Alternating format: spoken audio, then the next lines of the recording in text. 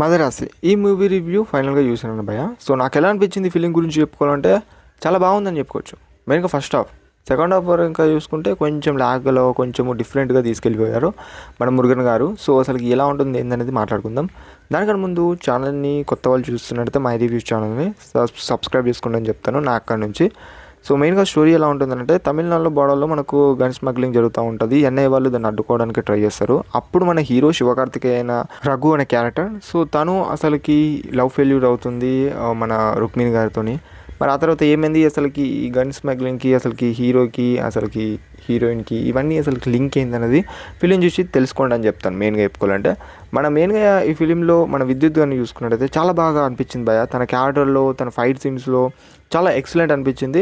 తను వచ్చినంత స్క్రీన్ ప్రజెంట్లో చాలా బాగున్నది అన్నట్టు చెప్పుకోవచ్చు. మంచి ఎలిమెంట్స్ అని చెప్పుకోవచ్చు. మెయిన్గా ఈ ఫిలింలో ఫైట్ సీన్స్కి ఏం తక్కలేదు, బాగానే ఉంటాయి. ప్రతి ఒక్కటి బాగానే ఉంటుంది. స్టోరీ పార్ట్గానే చూసుకున్నట్టయితే ఇది ఎప్పటి స్టోరీయో తీసుకొచ్చిండు అన్నట్టు అనిపించింది. సో అది చెప్పుకుంటే మెయిన్గా మూవీలో సాంగ్స్ పరంగా చూసుకున్నట్టయితే సెలవిక అనుకుంటూ ఒక సాంగ్ ఉంటుంది చూడండి. సో ఆ సాంగ్ అనేది చాలా బాగా అనిపించింది. మన శివకార్తికేయ గారి పర్ఫార్మెన్స్, డ్యాన్స్ కానీ చాలా బాగా అనిపించింది కంపేర్ టు అదర్ సాంగ్స్ అని చెప్పుకోవచ్చు. నా వరకు చెప్పుకోవాలని అంటే మూవీలో బ్యాక్గ్రౌండ్ మ్యూజిక్ అనేది దగ్గర కొట్టింది కూడా ఇది జస్ట్ ఓకే అన్నట్టు అనిపించింది. మరి ఎంత టాప్ ది నాచ్ ఉన్నదని చెప్పుకోలేను. ఇలా అయితే ఉంటుంది మూవీలో. ఆల్ ఆఫ్ ది క్యారెక్టర్స్ వాళ్ళ రోల్లో వాళ్ళు చాలా బాగా చేశారు అని చెప్పచ్చు. ఎస్పెషల్ మన శివకార్తికేయ గారి క్యారెక్టర్ అయితే చాలా డిఫరెంట్గా ఉంటుందని మనకు బిగినింగ్లో చెప్పాను కదా, బిగినింగ్ పోర్షన్లో చెప్పాను. సో అది మాత్రం మీరు చాలా బాగా చేస్తారు అన్నట్టయితే ఇస్తారు ఒక టిక్ మార్క్ అయితే అని నేను చెప్తాను. కొలేను స్టోరీ పార్ట్గా చూసుకుంటే సెకండ్ హాఫ్లోనే కొంచెం అది బాగా ల్యాగ్ ఉన్నా కూడా అది కొంచెం డిఫరెంట్గా తీసేస్తారు. అక్కడనే కొంచెము బాగా విచిత్రంగా పెట్టేస్తారు.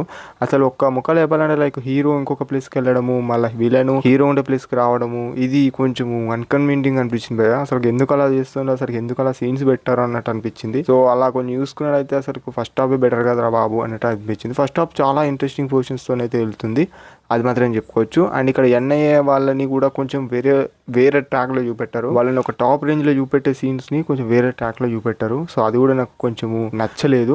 సో అదే అన్నట్టు చెప్పుకోవచ్చు. అండ్ ఫిలిం స్టోరీ అయితే చాలా ప్రెడిక్టబుల్గానే ఉంటుందా అంటే మెయిన్గా కొన్ని పొజిషన్స్ ఉంటాయి, కొన్ని సీన్స్ కూడా బాగానే ఉన్నాయని చెప్పుకోవచ్చు. మెయిన్గా అది మీ ఫిలిం చూసి తెలుసుకోండి, ఎక్కువ కూడా ఏది సాగదు నేను. అండ్ ఇలా అయితే ఉంటుంది ఫిలిం అయితే. అండ్ ఫైనల్గా మీ ఫ్రెండ్స్ని అలా వెళ్ళి చూడడానికి అయితే ట్రై చేయండి అని చెప్తాను. అది కూడా మీకు టైం ఉంటేనే, లేకపోతే ఓటీటీ కోసం వెయిట్ చేయండి. అండ్ ఇదన్నట్టు మదరాసి అనే మూవీ రివ్యూ. వీడియో కనుక మీకు నచ్చినట్టయితే సబ్స్క్రైబ్.